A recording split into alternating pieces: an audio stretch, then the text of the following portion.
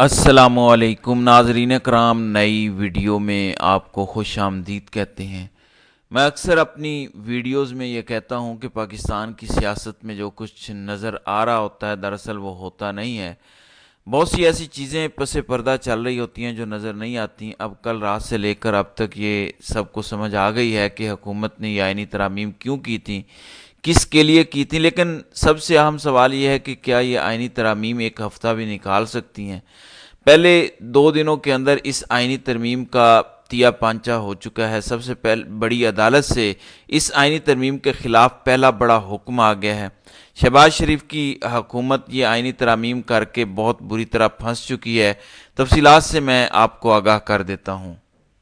اس خبر کی تفصیل بتانے سے پہلے آپ کو یہ بتا دوں کہ وہ تمام لوگ جو تنقید کر رہے ہیں کہ ہم پچھلے کئی دنوں سے بار بار اپنی ویڈیوز میں کہہ رہے تھے کہ justice Mansoor Ali Shah chief justice of Pakistan ہوں گے، لیکن رات گئے جسٹس یحییٰ آفریدی کو چیف جسٹس نامزد کیا گیا۔ ہم لوگ کس تجزیے کی کس بنیاد پر یہ بات کر رہے تھے؟ ہم کیوں اتنا کانفیڈنٹلی یہ کہہ رہے تھے کہ منصور علی شاہ چیف جسٹس بن جائیں گے؟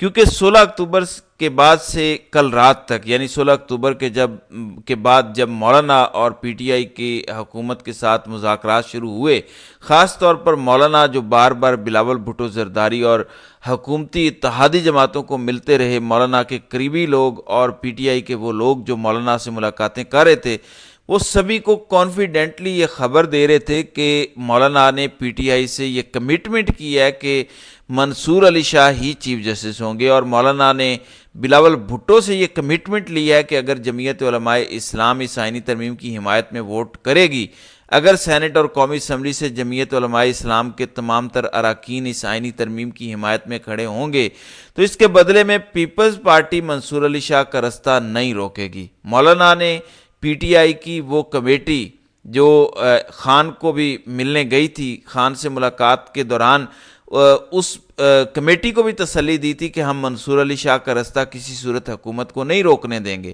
اسی بنیاد پر ہم حکومت کی اس آئینی ترمیم کو سپورٹ کر رہے ہیں۔ لیکن یحییٰ آفریدی کو چیف جسٹس بنایا گیا۔ مولانا اب بہتر بتا سکتے ہیں کہ انہوں نے مس کمٹمنٹ پی ٹی آئی سے کی ہے یا بلاول نے مولانا سے مس کمٹمنٹ کی ہے۔ ایک بات تو کلیئر ہے کہ اب جو تماشا لگنے جا رہا ہے، اب جو لڑائی ہونے جا رہی ہے، اس لڑائی کو روکنا حکومت کے بس میں نہیں ہوگا۔ پہلے تو یہ صرف پی ٹی آئی کی لڑائی تھی، اب وکلاء تنظیمیں اس لڑائی میں کود پڑی ہیں، اور پی ٹی آئی کے علاوہ سپریم کورٹ کے ججز اور ماتحت عدالتوں کے ججز بھی اس لڑائی میں آ چکے ہیں۔ اب آج کے بعد سے لے کر اگلے 4-5 دنوں میں آپ کو بہت بڑی بڑی خبریں سننے کو ملیں گی۔ اب وہ خبر جو میں پہلے دن آپ کو بتا رہا تھا کہ پہلے 2 دنوں میں ہی اس آئینی ترمیم کا تیا پانچا ہوگا، دیکھیں آئینی ترمیم جس طریقے سے منظور کی گئی، جس طرح اراکین پارلیمنٹ کو قومی اسمبلی اور سینٹ میں پہنچایا گیا، یہ تو الگ بحث ہے۔ اصل معاملہ یہ ہے کہ اس آئینی ترمیم میں جو لکھا ہے، جو اس کا کانٹینٹ ہے، جو اس کے اندر شقیں منظور کی گئی ہیں، کیا وہ قابل قبول ہیں؟ کیا اس پر کوئی رد عمل نہیں آنا؟ اب 2 طرح کا رد عمل آ رہا ہے۔ پہلا تو آبویسلی پاکستان سے آ رہا ہے، یعنی وکلاء تنظیمیں متحرک ہیں، اور میں ویڈیو میں بار بار بتا چکا ہوں کہ 25 اکتوبر کا انتظار کریں۔ سب کو پتہ ہے کہ 25 اکتوبر کو پاکستان کی سب سے بڑی عدالت سے جو نحوست کے سائے ہیں وہ گھر جا رہے ہیں، یعنی قاضی صاحب۔ اگر اس سے پہلے کوئی تحریک چلتی ہے یا اس آئینی ترمیم کے خلاف قدم اٹھایا جاتا ہے تو قاضی صاحب جاتے جاتے کوئی ایسا فیصلہ دے کر جا سکتے ہیں جس سے آئندہ اس تحریک کو نقصان ہو۔ اس وجہ سے پی ٹی آئی بھی اور وکلاء تنظیمیں بھی انتظار کر رہی ہیں 25 اکتوبر کا، قاضی صاحب گھر چلے جائیں، اس کے بعد اس آئینی ترمیم کے خلاف رد عمل دیا جائے۔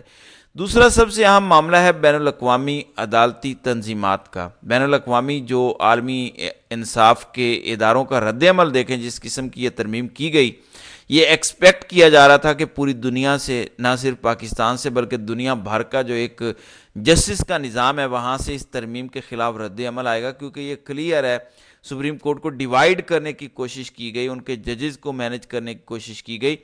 پھر اس میں جو ایک آئینی بینچ تجویز کیا گیا، یعنی آپ نے 2 سپریم کورٹس بنا دیں۔ ایک سپریم کورٹ کے جج ہوں گے یحییٰ آفریدی، اسی سپریم کورٹ کے اندر ایک آئینی بینچ ہوگا اور اس کو کوئی اور جسٹس ہیڈ کرے گا، یعنی ایک ہی سپریم کورٹ کے اندر 2 سپریم کورٹس ہوں گی۔ تو پچھلے 48 گھنٹوں میں ابھی یہ ترمیم منظور ہوئے 2 دن ہوئے ہیں، اور جس قسم کا رد عمل حکومت کو فیس کرنا پڑ رہا ہے، حکومت آئندہ آنے والے دنوں میں اس آئینی ترمیم پر جواب دے دے کر، جسٹیفیکیشن دے دے کر تھک جائے گی۔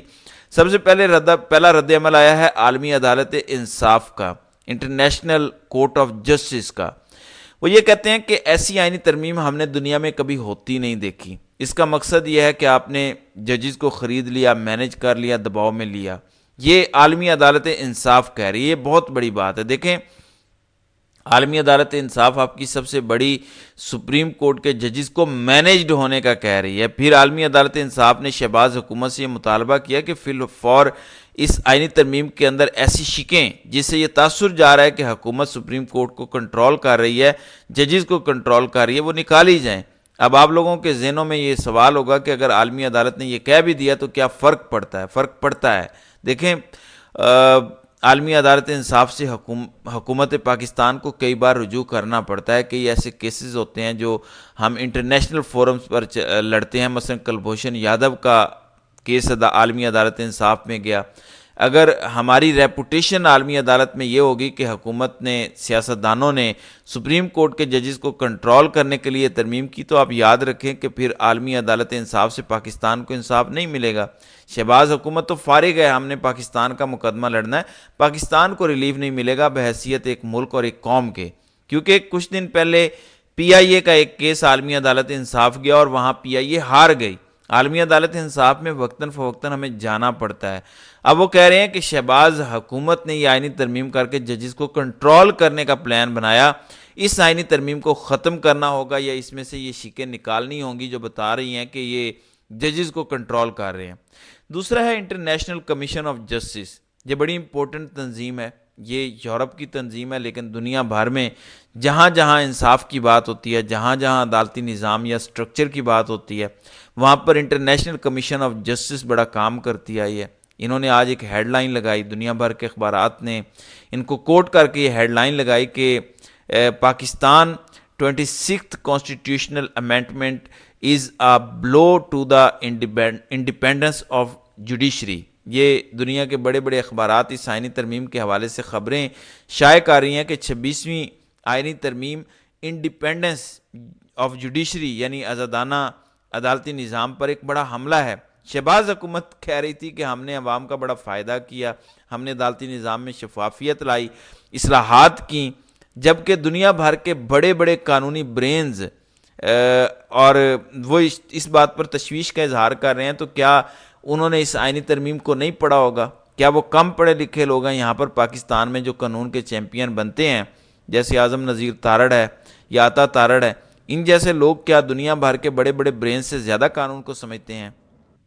اب کل رات کو جو یحییٰ آفریدی کو نیا چیف جسٹس نامزد کیا گیا، ویسے تو آج سپریم کورٹ میں بہت بڑا تماشا لگنے جا رہا ہے، کیونکہ کل رات سے لے کر اب تک بے شمار افواہیں اور کیا سرائیاں یحییٰ آفریدی کے حوالے سے بھی گردش کر رہی ہیں، اور سب سے اہم ملین ڈالر سوال تو یہ ہے کہ کیا منصور علی شاہ اور منیب اختر یحییٰ آفریدی کے انڈر کام کریں گے یا وہ ریزائن کر دیں گے؟ ظاہر ہے 2 ججز کو سپر سیڈ کیا گیا۔ البتہ میں آپ کو یہ بتا دوں کہ دنیا بھر کی کسی عدالت میں، کسی سپریم کورٹ میں، ہائی کورٹ میں ایسا نہیں ہوتا کہ قومی اسمبلی کی ایک پارلیمانی کمیٹی یہ ڈیسائیڈ کرے کہ ملک کا نیا چیف جسٹس کون ہوگا۔ یہ صرف پاکستان ہے، دنیا کا واحد ملک جہاں پر سیاستدان طے کر رہے ہیں کہ چیف جسٹس کون ہوگا۔ ظاہر ہے اگر سیاستدان طے کر رہا ہے، چن رہا ہے، اس کی سلیکشن کر رہا ہے، تو کہیں نہ کہیں کانفلکٹ آف انٹرسٹ تو آ گیا، کیونکہ اگر سیاستدان ڈیسائیڈ کرے گا تو سیاسی حکومتوں کو انٹرفیرنس کرنے کا موقع ملے گا۔ پھر اس جج کو بھی پتا ہوگا کہ اگر میں نے اس سیاسی حکومت کے خلاف کوئی فیصلے دیے تو میں آئندہ چیف جسٹس نہیں بن سکوں گا۔ تو یہ بہت زیادہ کانفلکٹ آف انٹرسٹ ہے۔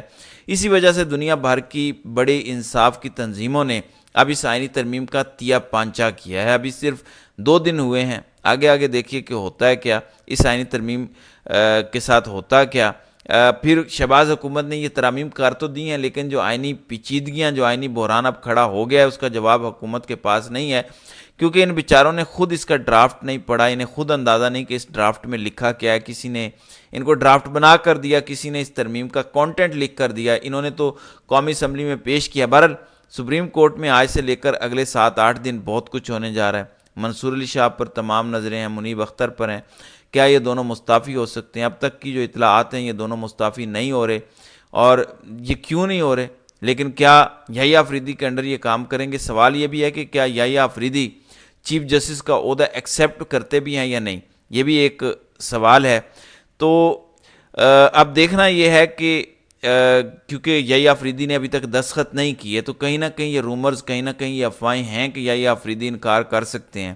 لیکن اگر یحییٰ آفریدی انکار کرتے ہیں تو اس سے زیادہ نقصان یہ ہوگا کہ حکومت جسٹس امین الدین خان کو چیف جسٹس بنا دے گی، اور امین الدین خان کا مطلب یہ ہے کہ پھر یحییٰ آفریدی بھی سپر سیڈ ہو جائیں گے، پھر قاضی کا سب سے قریبی شخص سپریم کورٹ کا چیف جسٹس بن جائے گا۔ So all eyes on justice Mansoor Ali Shah and justice Munib Akhtar. تو دیکھتے ہیں کہ یہ دونوں کیا قدم اٹھانے جا رہے ہیں اور یہ سپریم کورٹ میں کس عہدے پر کس حیثیت میں رہیں گے۔ تو ناظرین کرام، آپ کی اس ویڈیو کے حوالے سے کیا رائے ہے؟ آپ اپنی رائے کا اظہار کامنٹ سیکشن میں ضرور کیجیے گا۔